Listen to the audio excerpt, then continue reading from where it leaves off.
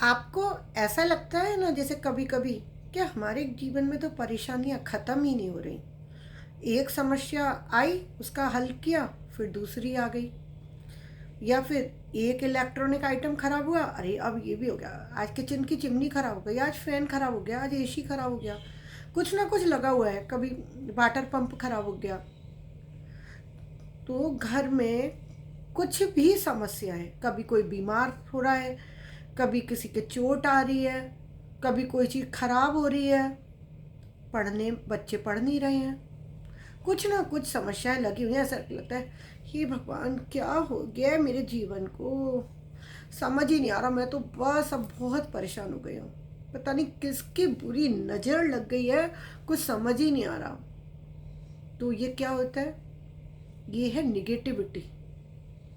Negativity कभी कभी क्या होता है कि हम सोच रहे हैं कि हमारे लिए सब अच्छा सोच रहे हैं। जैसे कि आजकल सोशल मीडिया का टाइम है, तो हमारे यहाँ कुछ भी होता है और हम पिक्स अपडेट कर देते हैं ना। अब आपके जितने भी फैमिली है, फ्रेंड्स हैं, मोस्टली क्या होता है कि फ्रेंड्स को कभी कोई प्रॉब्लम नहीं होती किसी से। वो तो अपने सबको ये अपना जब ज़्यादा जानते नहीं है तो ज़्यादा उससे लेते भी नहीं है कि इनके खुशी से हमें कुछ प्रॉब्लम है। ये प्रॉब्लम अधिकतर होती है जो हमारे क्लोज होते हैं, रिश्तेदार होते हैं। आपने डाला हम घूमने गए, आपने डाला हमारा बच्चा फर्स्ट आया, आपने डाला मैंने घर बनवा लिया, फ़ोटो डाल दिए, उसमें सब आकर लिख तो रहे हैं नाइस, कॉन्ग्रेचुलेशन, ऑसम। वट अंदर मन में क्या चल रहा है उनके? जेलसी, चिड़न। ओहो, इसलिए तो बड़ा पैसा कमा रहे हैं, बड़े मज़े आ रहे हैं, बहुत घूम रहा है, सबसे ज़्यादा ज़िंदगी तो अच्छी इसी की है ना? होता है ना? तो ये क्या है, ये लेके आती है हमारे जीवन में निगेटिविटी। और जब निगेटिविटी आती है तो बस सब तरफ से बस आपको ट्रैप करती आएगी। फिर तो इधर से उधर से चारों तरफ से ऐसा लगेगा आपको कि बस कहीं चैन ही नहीं मिल रहा, चारों तरफ से आपके जीवन में बस परेशानियां ही परेशानियां आती जाएंगी। तो उस नेगेटिविटी को दूर करने का, उस नेगेटिविटी को भगाने का क्या उपाय है, क्या सॉल्यूशन है? तो उसका सॉल्यूशन आज मैं आपको बताने जा रही हूँ। बहुत सिंपल सा सॉल्यूशन है, बहुत छोटा सा सॉल्यूशन है उसका, जो आप करने लगेंगे महीने में एक बार। उसको आपको रोज़ भी नहीं करना है तो टेंशन भी नहीं है। आज की भागम भाग ज़िंदगी में किसी के पास इतना टाइम नहीं है कि डेली कुछ ना कुछ उपाय लेके बैठ जाओ। वो नहीं हो सकता, मेरे से भी नहीं हो सकता, तो मैं आपको क्या बताऊंगी। तो हमें उसके लिए क्या करना है? आपको लेने हैं एक कांच की कटोरी, एक गिलास का बाउल लेना है, ठीक है? और गिलास के बाउल में क्या रखना है वो आपको दिखाती हूँ।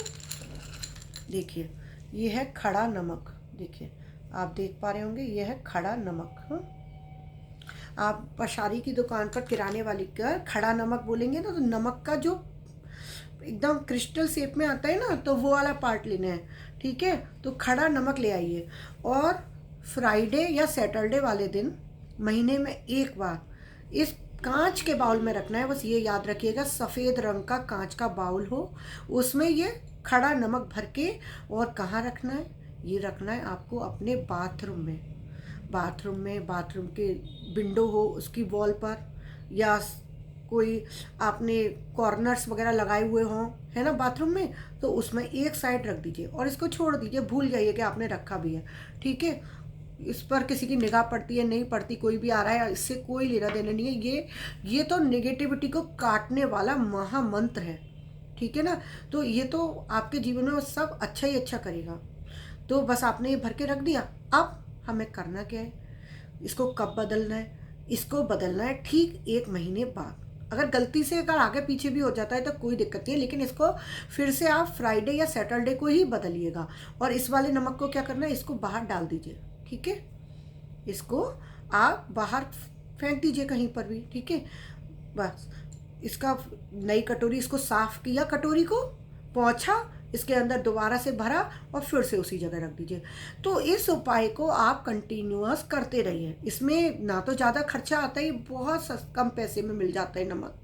तो लेकिन इसका जो काम है वो बहुत ज़्यादा है। आप देखेंगे कि नमक से बढ़िया उपाय कुछ नहीं है घर की नेगेटिविटी को दूर करने का।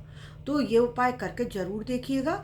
आपके जीवन में जो हाई लग रही है, नज़र लग रही है, बद्दुआ लग रही है ना, वो सब दूर होने लगेगी कि सारी चीज़ें खराब हो रही हैं, बीमार हूँ, कि कभी कुछ हो रहा है, कभी कुछ हो रहा है। तो वो चीज़ एक करके तो देखिए।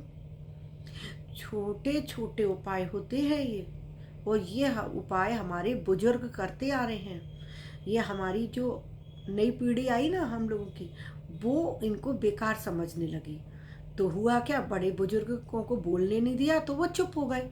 लेकिन अब जब वो लोग जाते हैं एस्ट्रोलॉजर्स के पास, 5,000-5,000 रुपये फीस देते हैं, तो भी वो उनको ये ऐसे ही उपाय बताते हैं। कोई उनके पास रामबाण नहीं है, कुछ अलग से नहीं लेके आ रहे, तो वो भी बताते यही हैं। घर के सरल उपाय जो घरेलू पुराने ज़माने से चले आ रहे हैं। लेकिन हम बुजुर्गों की तो सुनते नहीं हैं। तो होता क्या है, हमारी परेशानियां दूर नहीं होती। तो यदि हम अपनी परेशानियों को दूर भगाना चाहते हैं, तो हमें अपने पुराने तौर तरीकों पर ही लौटना पड़ेगा, उनको ही अपनाना पड़ेगा। क्योंकि हमारे बुजुर्गों के पास ज्ञान का भंडार था और है। बात यह कि हम उनसे लेते ही नहीं हैं, लेना बंद कर दिया है, उनको बोलने नहीं देते हैं। तो अब स्टार्ट कीजिए उनके पास बैठना। सबसे अच्छा तरीका है, यदि आप अपने जीवन में सब कुछ अच्छा चाहते हैं, बुजुर्गों के पास बैठिए, उनसे बातें शेयर कीजिए, और फिर वो बाती बातों में आपको आपकी समस्याओं के समाधान चुटकियों में कब दे देंगे आपको पता भी नहीं लगेगा। ज्ञान का अपार भंडार होता है उनके पास, अपार, आप सोच भी नहीं सकते। कहते हैं ना, धूप में बाल सफ़ेद नहीं किए हैं, बस वो ही होता है। तो छोटे छोटे उपाय हैं, करते रहिए। और मैं प्रतिदिन आपकी ज़िंदगी में परिवर्तन लाने के लिए मैं भी छोटे छोटे प्रयास कर रही हूँ कि आप कुछ तो, जो भी लोग परेशान हैं, मैंने बताया सोमवार की अष्टमी का उपाय, शिवरात्रि का उपाय, हर तीज त्योहार पर करने वाले मैं उपाय भी बताती हूँ, पूजा पाठ भी बताती हूँ, कथा कहानियाँ भी सुनाती हूँ, और एस्ट्रो टिप्स भी देती हूँ। बड़े बुजुर्गों द्वारा बताए जाने वाले जो पुराने नुस्खे, हकीम सुलेमानी नुस्खे जो बोलते हैं ना, वो भी बताती हूँ। आज के युग के फलें ना फलें एस्ट्रोलॉजर्स के, लेकिन प्राचीन ज्ञान की आप काट नहीं कर सकते, ये सत्य है ना। तो बने रहिएगा मेरे चैनल पर, आपके लिए ऐसे इंटरेस्टिंग वीडियोस लेकर आती रहूँगी।